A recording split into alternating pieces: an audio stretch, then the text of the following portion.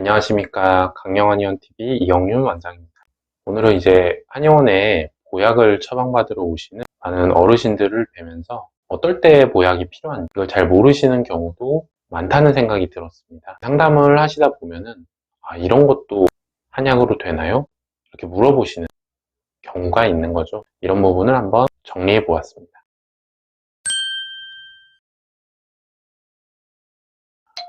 우선 보약에는 노화를 늦춘다는 항산화 효과의 개념이 들어가 있습니다. 동의보감에는 열련익수불로라는 파트에서 항노화 효과가 있는 한약들이 설명되어 있습니다. 실제 지황, 천마, 생강, 하수오, 원지, 석창포 등의 한약재는 인간과 동물 모델에서 세포 노화를 방지하는 효과가 확인되었는데요. 이런 노화를 늦추는 약재들이 노화로 인한 다양한 질환의 진행을 막을 수 있다는 것이죠. 그런 질환의 첫 번째가 기력 저하입니다. 피로감과 위압감이 나타나는 것이죠. 근데 이게 휴식으로 회복되지가 않는 겁니다. 당뇨나 갑상선 기능 저하로 나타나는 경우도 있고요. 혈액검사상 그런 질환은 없는데도 피로감을 느끼는 경우가 많으십니다. 보약 치료로 대사를 향상시키고 만성 염증을 개선하고 부신 기능을 개선해서 결국에는 피로감을 개선하게 됩니다.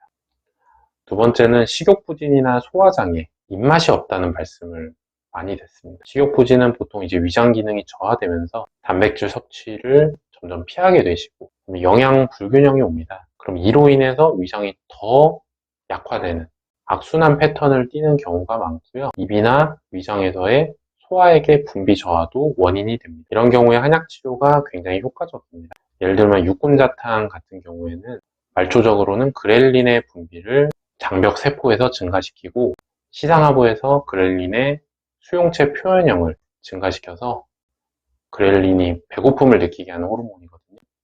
결국 식욕을 높이게 됩니다.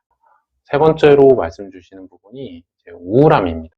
하루 중에 대부분의 시간이 우울하거나 불안함, 의욕 저하, 사고 기능이 약간 저하되는 등이 나타나기도 합니다. 특히 우울증이 있으신 분들은 통증 치료에 잘 반응하지 않게 되는데 이러한 부분도 한약 치료로 잘 호전됩니다. 특히 수면 장애가 같이 있으신 경우에는 꼭 함께 치료합니다. 네 번째는 이제 불면인데요. 역시 굉장히 노년기에 흔하게 나타나는 질환입니다. 노년기에 불면이 좀 흔하게 나타나는 이유는 수면 시에 체온이 지나치게 떨어지면서 뇌를 깨워서 각성하게 되기 때문입니다. 또 항이뇨 호르몬의 분비가 저하되면서 자다가 소변 때문에 자주 깨시는 경우도 많고요. 이런 부분에 대해서 체온을 유지하는 걸 도와드리고 항이뇨 효과가 있는 약재를 통한 보약 치료가 필요합니다.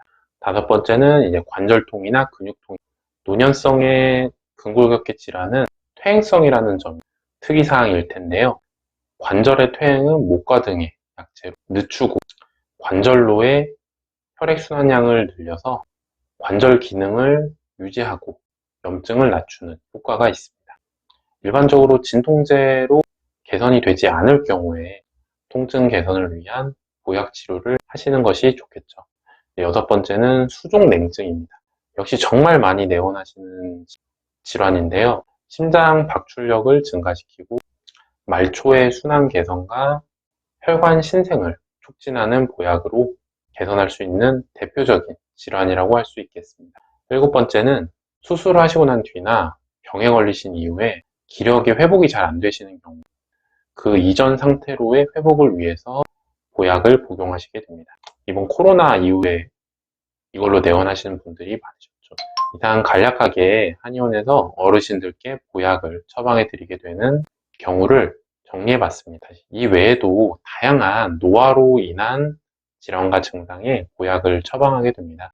만성적인 증상으로 불편을 느끼고 계신데 해답을 찾지 못하고 계시다면 한의원에 내원하셔서 상담받아 보시기를 권유드립니다.